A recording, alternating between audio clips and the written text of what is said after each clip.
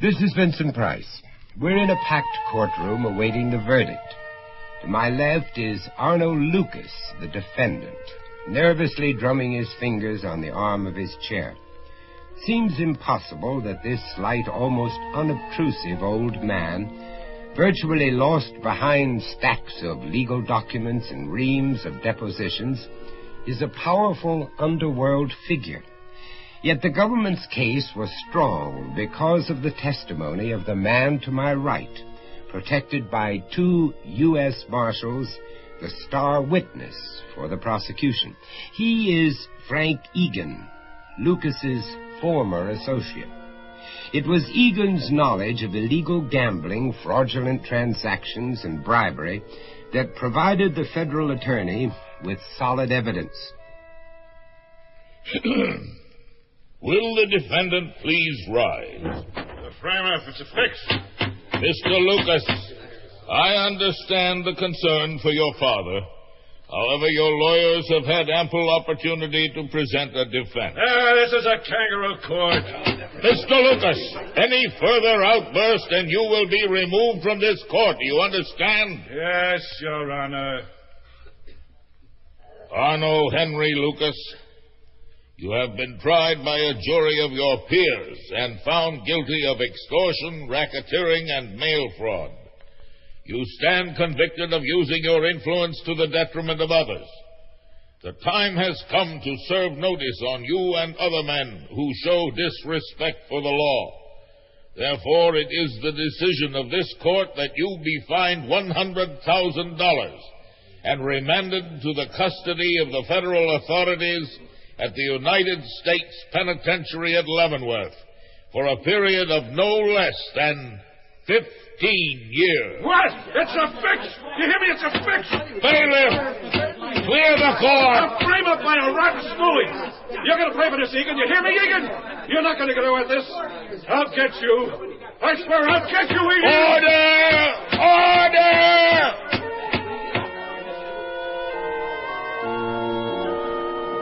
The courtroom is a sea of confusion as the reporters dash to the telephones and spectators mill about.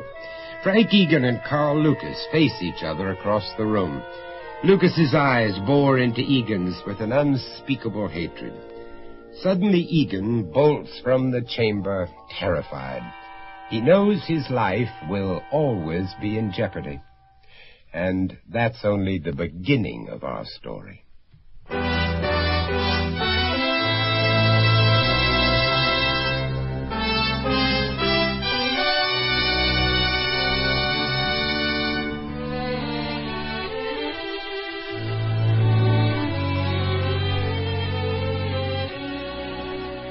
Mutual Radio Theater, a new adventure in radio listening. 5 nights of exceptional entertainment every week, brought to you in Elliott Lewis's production of the Mutual Radio Theater. Our story, Double Exposure by Ken Gerard. Our stars, Vic Perrin and Mary Jane Croft.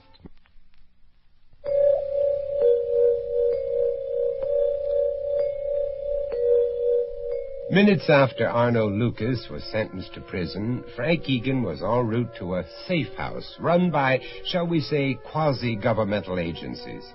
Although shaken by Carl Lucas's threat, he felt safe. But now we find Egan in different circumstances, disheveled and frightened, hiding in a seedy hotel. Where are you, Kern? You got me into this mess. Now get me out. Where are you? Some special agent. You were going to protect me, huh? They left you alone, Frank. Stuck you out there like a clay pigeon. Left you for Carl Lucas and... I don't know. Think.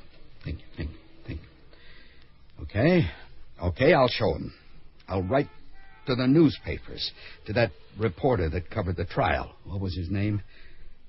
Coster. Yeah, he'll know what to do with this story. He'll know it. Where's my pad?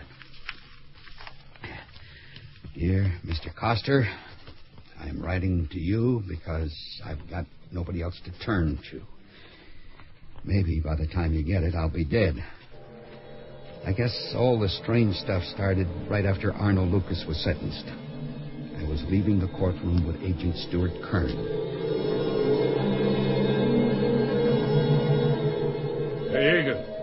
Wait a minute. Come on, Mr. Kern. I want to get out of here. Lucas isn't going to hurt you. Are you crazy? I just put his old man in a slammer. Frank, will you play it our way, huh? He's coming.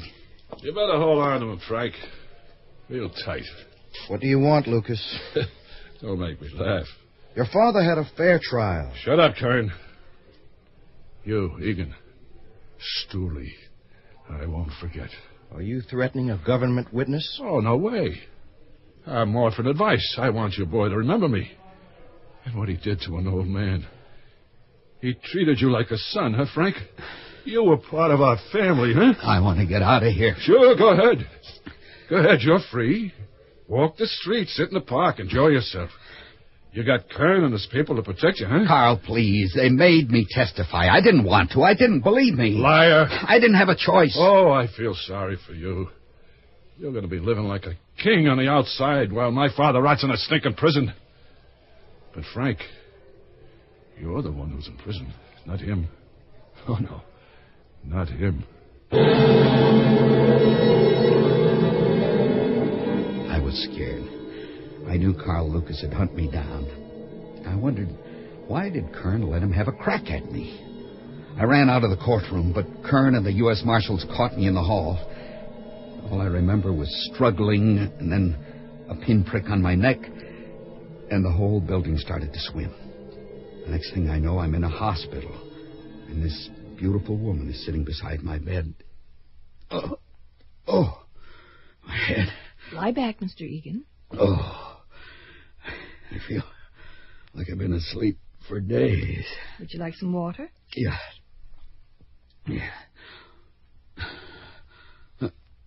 My face. I've got bandages all over my head. What happened? Take it easy. Why are all these tubes in me?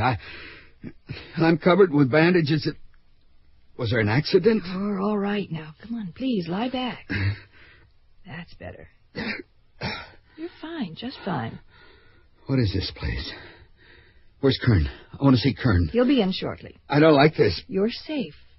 We've moved you to one of our clinics. We've performed some cosmetic surgery. You did what? We altered your appearance for security reasons. It's standard procedure for special witnesses. You people are crazy. The surgery is part of your cover. We're giving you a whole new identity, new face, new job skills, a new life. Why, you'll be able to walk in front of Carl Lucas. He'd never recognize you. Who do I look like? Nobody. Anybody. Does it matter? I guess not. Don't take it so badly. It's like being reborn. Tell me, how do you figure in this? I'm going to be traveling with you for a while, for security, and liaison with our office. When do I get out of here? Oh, not for some time. The surgery is only part of your cover. We'll provide you with an entire new identity. Your new face has to be matched with a new personality. And when you're ready, we'll begin psychological retraining. In a few months, we'll have removed all traces of Frank Egan. It's a successful program. Trust me, Frank. Trust me. I sank into the bed, confused and apprehensive.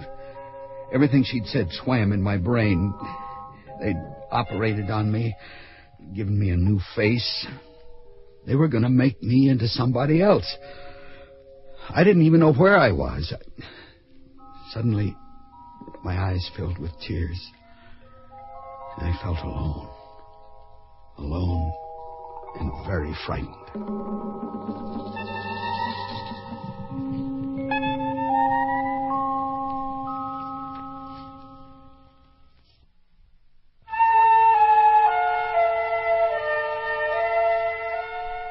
I felt alone and very frightened. Frank Egan looked at the words he had just written to a newspaper reporter he barely knew.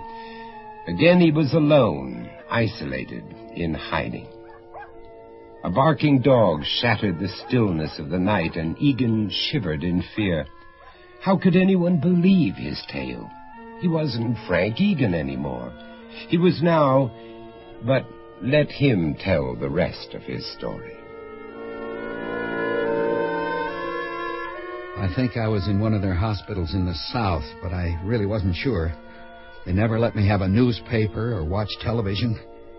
She said it was part of the sanitizing process. Oh, thank God. Thank God Kern's found me. He's going to pull me out of here. Hello, Kern? Ann, is that you? Who's on this line? Talk. Oh, no. Oh, no. It's them. They're out there waiting. I'd better finish this letter. I'm going to let the whole story get out. Yeah, I'll have it splashed all over the newspapers. All right. Her name was Ann Harmon. She was Kern's assistant and in charge of my programming.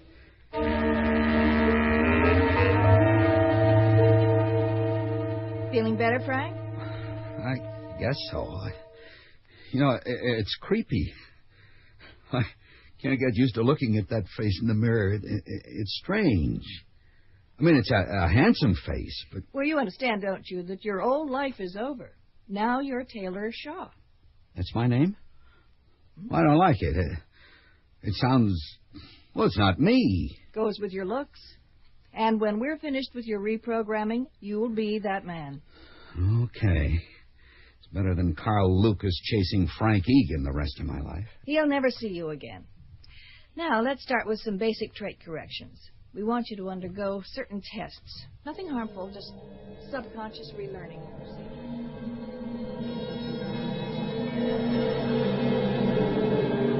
The next few weeks, if they were weeks, sped by. I was turned inside out. I learned to talk differently, to walk with a bigger stride. And in the end, I was thinking like Taylor Shaw. After a while, I enjoyed it, but deep down, I was afraid. And then the nightmares started. I never told them about that. Maybe I should have. No, Frank. You graduated from Lafayette College, not State. Sorry. There's just too much to remember. Well, take your time. We can go over your background tomorrow, but you better review your notes this evening. Well, when am I going to graduate? Leave this place. Soon. Very soon. A week? 2 weeks? Oh, come on, Miss Harmon. It can't be that secret. I imagine 2 weeks is a good bet. All right. Where am I going to be sent? First, you get your personal history down pat, then we'll talk about it. I'll lay you odds. Taylor Shaw doesn't lay odds. I'm sorry. I would guess that I'm going up north, somewhere in the Middle West. And my cover, an office job. No, middle management in a manufacturing company. Am I close? You're too smart. Is class dismissed for the day? I don't know. I may never graduate. Cheer up, Mr. Shaw. You're going to be released tomorrow. You're kidding. Tomorrow? You and Miss Harmon are leaving for California in the morning. When did you make this decision? I didn't. Mr. Lassiter changed the plan. That's a major alternative. I don't think Mr. Ann, can we discuss this later? There's a staff briefing at 4:30.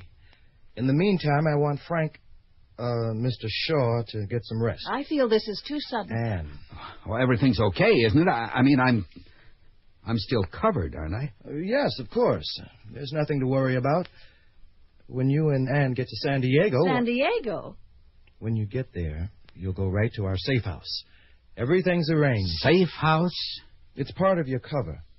The head of the company feels you'd be more productive in Southern California. Level with me, Kern. I'm in trouble. There's been a security leak, right? No. You're protected. Safe. Sometimes these things happen. Trust me, Frank. We know what we're doing. Trust him? What a joke. It was a setup all the way. And I was the target the whole time.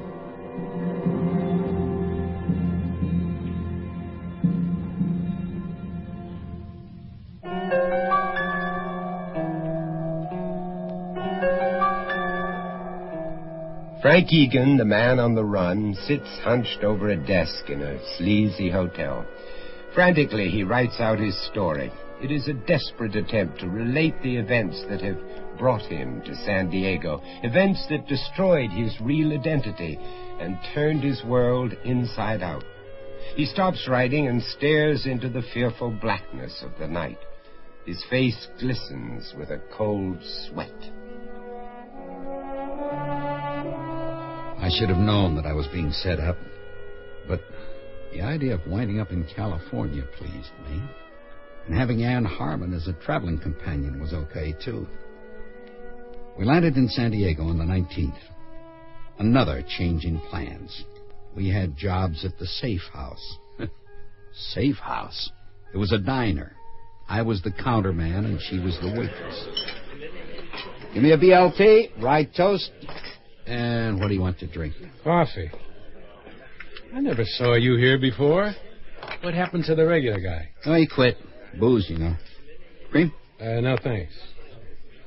You from back east? Yeah. Yeah, I thought so.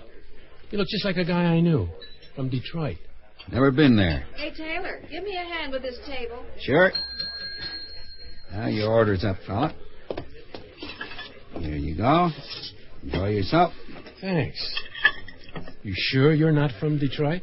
No, I'm sure. Who's your buddy? I don't know. Some jerk thinks he knows me. Do you recognize him? No. Let me carry the tray. You take the glass. Well, you better take a look at him again. Why? You think he's one of Lucas's boys? Well, is he? He's turned this way. Just go to the kitchen. Go to the kitchen. I took the tray and hurried into the kitchen. Ann started to talk to the guy. He nodded his head a couple of times. Finally, he paid the check and left. So who is he? I'm not certain. You better run a check on him. In the meantime, go back to the apartment and start packing. Well, what about you? I'll meet you there. Give me an hour. Well, maybe I should stay here? Do as I say. Now. All right. Leave by the back door. Don't run. Be cool. Yeah, I'll try.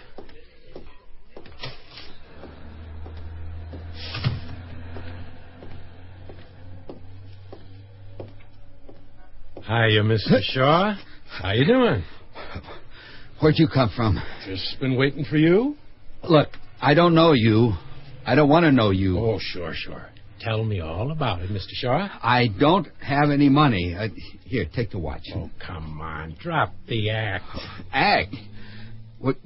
You think I'm somebody else? Look, man, I know you. We've been waiting months until you showed. Did Carl send you? Did he send you? Carl? You don't have any business with any Carl. It's just Franco and me in this part of the world. Well, you made a mistake. No way. You're Taylor Shaw. You're my man. Franco, down the alley! You got it! That way! I got him. What do you want? Now, don't do that again. Never. Oscar, you sure this is the guy? Roll up a sleeve. Yeah. The left one, dummy. There it is. 3 dots tattooed above the wrist. They did that to me at the clinic. Shut up. Franco, get the car. Yeah. We'll take him to the warehouse. We can talk in private. Right, Mr. Shaw? A nice, quiet talk between friends. Oscar slammed me against a brick wall, and I slumped to the ground. They threw me into the back seat of a car, and then the lights went out. The next thing I knew, somebody was slapping my face. Up. Come on. That's better. Come on, Shaw. Sit up. Oh, my head. Drink this. Go ahead.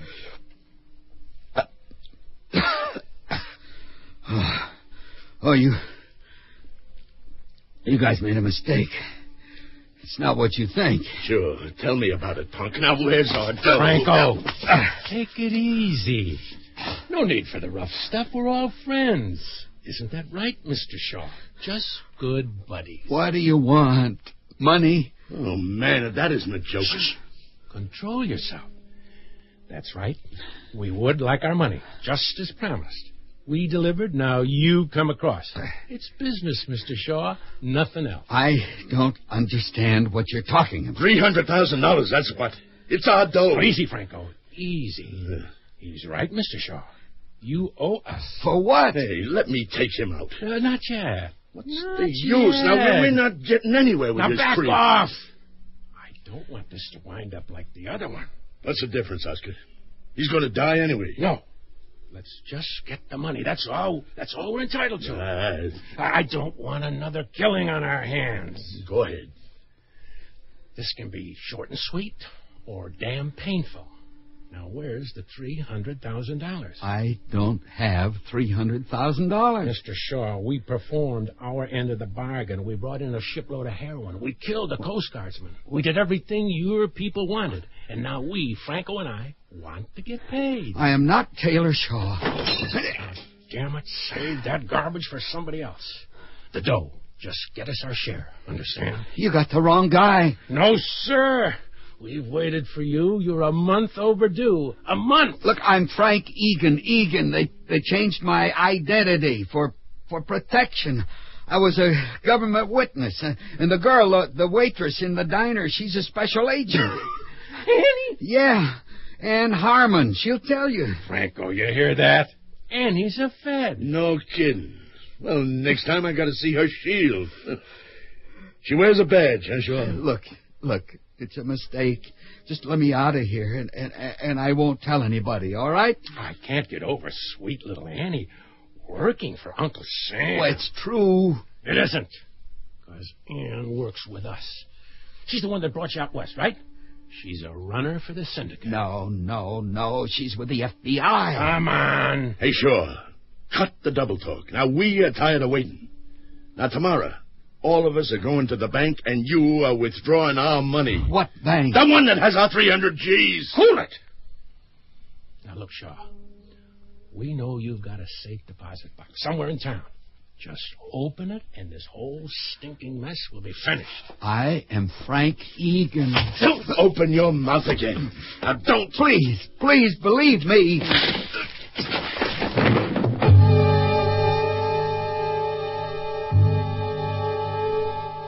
His punch flattened me. I don't know how long I was out, but the next thing I knew, Ann Harmon was standing over me. Lie still, Taylor. Oh. Franco, give me that washcloth. Here you go. Now, doesn't that feel better? Oh, yeah. Sorry the boys had to be forceful. Just keep that on your cheek. But you haven't been cooperative, have you? Ann, tell him the truth. Tell him who I am, please. Oh, we won't get anywhere this way. Let her try, huh? You're not making this easy on yourself. It's a waste of time. Oscar, call Mr. J. Get him down Shut here. up. No more. Look, we've taken all the risks so far. Now, you call him. He can deal with his creep. Franco, will you shut up? Mr. J, what are you talking about? Nothing. Now, just forget it. Tell her. Franco. Mr. J is our partner, a silent partner in this business. Listen, will you keep your mouth shut? No. I've had it. I thought you ran this racket alone. Mr. J put up the bread for the boat, the lab, distribution. We're only transportation. And I thought you were running this show. What you didn't know didn't hurt you. Well, I'm tired of taking the heat. Now, Oscar, call the man. Let him take care of Shaw. Do it, Oscar. It's his money, isn't it? Oh, all right. I'll make the call. I am not part of this. I'm Frank Egan. And please. You open your face once more and you'll regret it. You understand? You're with them, aren't you? Here, Annie. Hold my gun on him. I want to hear what Oscar's going to tell him.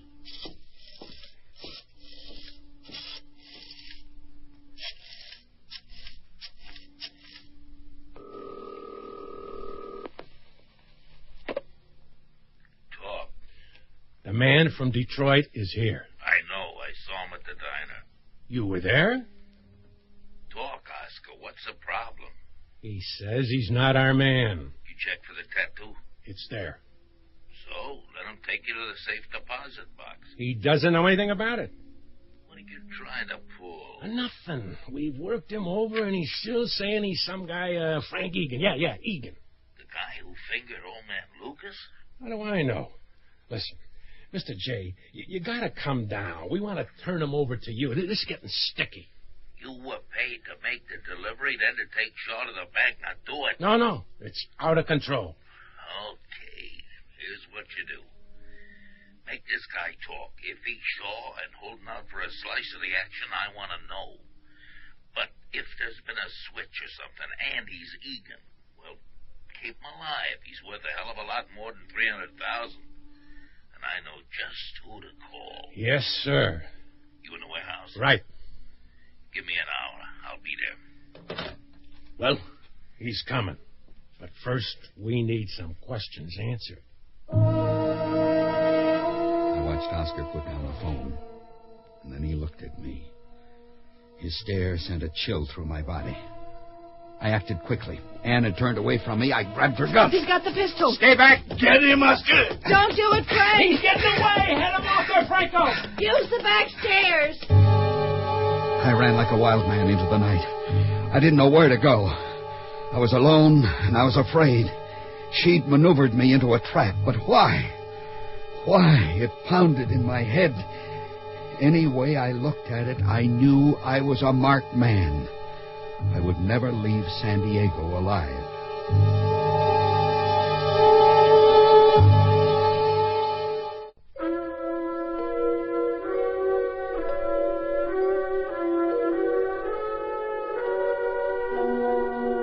Vincent Price again. Frank Egan's life hangs by a single thread as we open the fourth act of Double Exposure. I've been holed up in this room for 2 days. I can't take it anymore. They're out there. They're looking for me. I can't reach Kern. His emergency number's disconnected.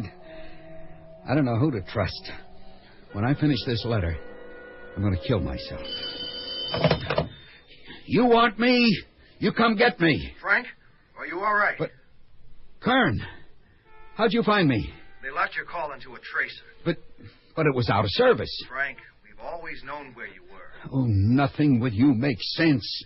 You know they're after me. You got to save me. I'll try. Try? What kind of answer is that? Now, please, I'm in room 303. I want you to get me now. Do you understand? We have to let the string run out. Just stay put. Let her make the next move. Anne? Well, you know your girl's part of a heroin ring. She's not with you. You've got to wait. Why? Whose side are you on? Do you have a gun? Maybe. Maybe not. Stay away from the windows. Oh, you got me into something else, huh? I never had anything to do with drugs. Kern! I gotta get out of here. I'll go down the fire escape. The gun, Okay. Steady, Frank. You're almost... Maybe Kern. Yeah? Frank, get out of the room. The whole thing's gone sour.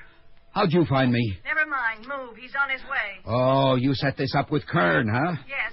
Oh, I'm not leaving this place. No way. If you tell me to split, then I know it's got to be safe. You got another target. We've had you staked out from the beginning, Frank. You mean set up? There's no time to explain. Oscar and Franco are on their way. You tell it to the Marines. Sure, you want me on the outside. No way. I'm not leaving this room. I'm going to call the police. Yeah? Night, manager. Bull. Don't kill him, Franco. Mr. J wants this clown alive.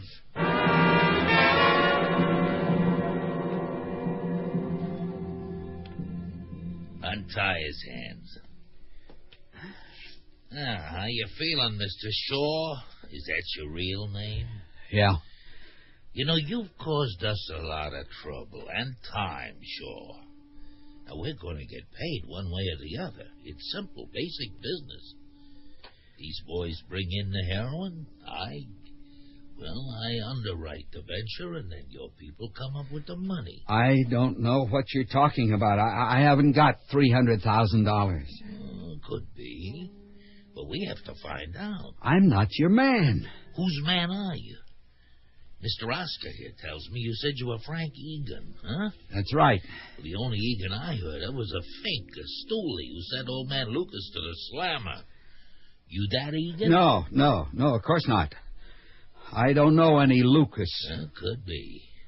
But we'll cross that bridge later. Whoever you are, I want my money. I delivered the junk, you pay. No more stalling. I'm not your man. I don't have it. Let's try that again. Think carefully, huh? You can work me over all you want. I'm not your connection. Okay, let's find out who you are. Because if you're not from the Detroit branch and you don't have any share, well, let's see if you're Frank Egan. Oscar, get our visitor. Yeah, Egan, interesting name. A friend of mine's been looking for a Frank Egan, looking real hard. He's over here, Mr. J.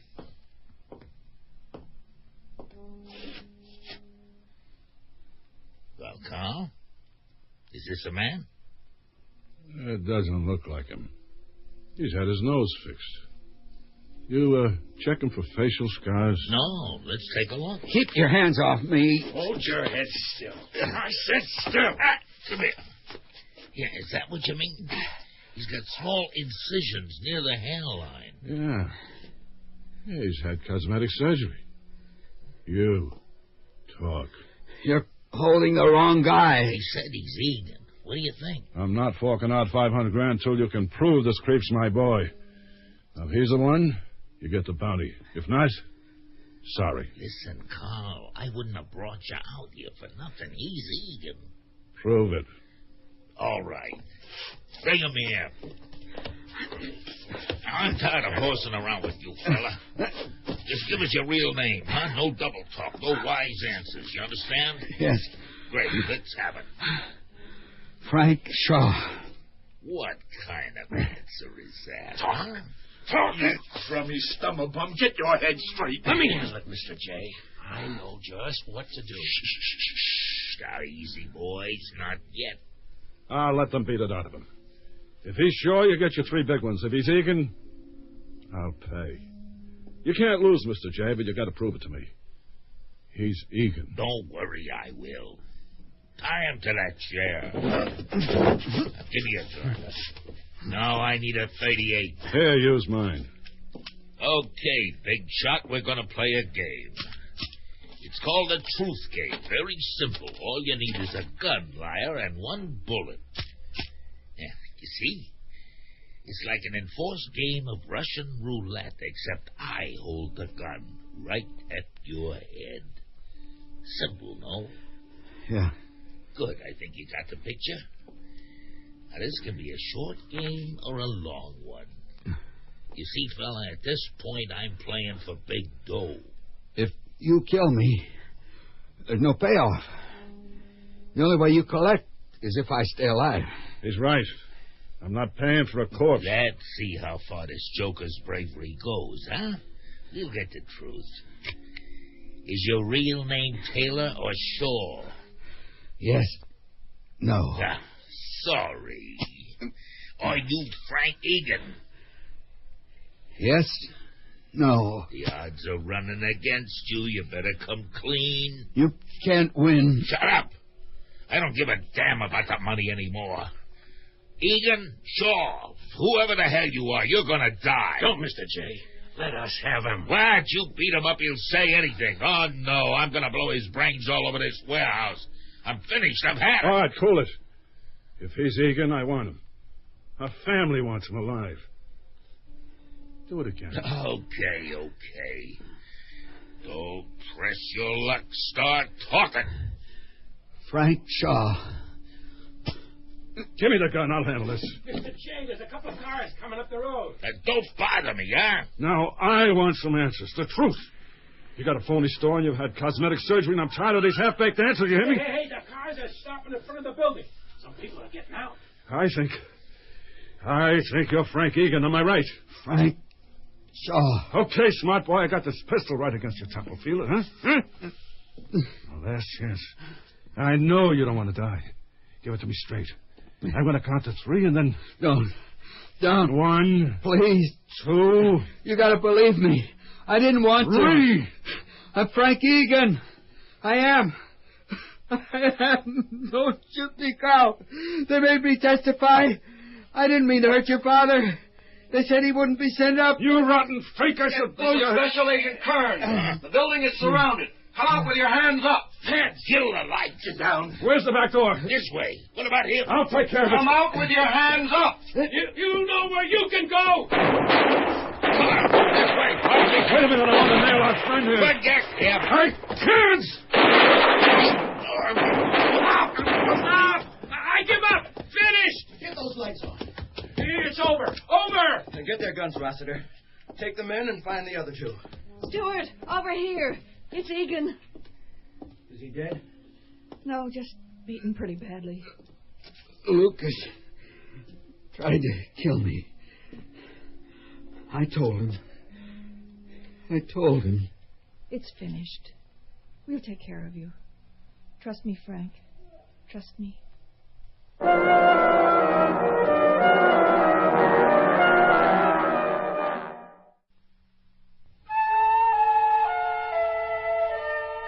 Stuart Kern and Anne Harmon arrived not a moment too soon.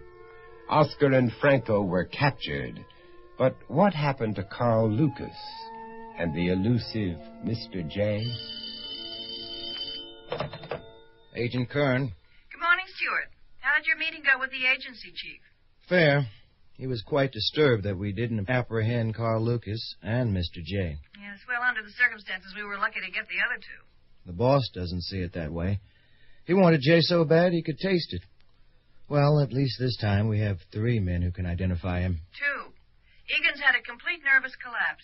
He's no use to us. The psychiatrist reports he's assumed a dual personality, grand schizophrenia. He's become Shaw and Egan. I should have gotten him out of the hotel immediately. So much for a case against Lucas. I thought we could have had him on attempted murder. Well, I think I can persuade Oscar to cooperate. He's facing an assortment of charges. It's worth a try. Let's move him to the clinic. He's already there. Selecting a new face? Oh, no, we haven't progressed that far. It's in the early stages of discussion. Anne, when you conclude the talks, why don't you have the doctors make him look like Frank Egan? Interesting concept. We could use him as bait to get Carl Lucas and possibly Mr. J. Interesting. Well, think it over. Give me a call. I will, Stuart. I will. All you have to do is get Oscar to trust you.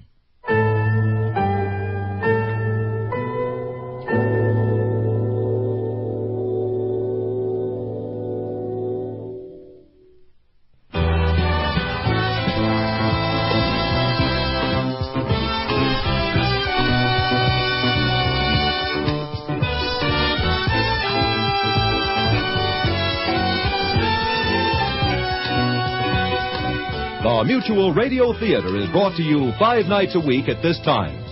Tonight's original radio play, Double Exposure, was written by Ken Gerard and produced and directed by Elliott Lewis. Your host was Vincent Price. Our stars were Vic Perrin and Mary Jane Croft. Featured in the cast were David Downing, John Larch, Marvin Miller, John Shea, and William Zucker. The Mutual Radio Theater theme was composed by Nelson Riddle. John Harlan speaking. The Elliott Lewis production of Mutual Radio Theater is a presentation of CVI.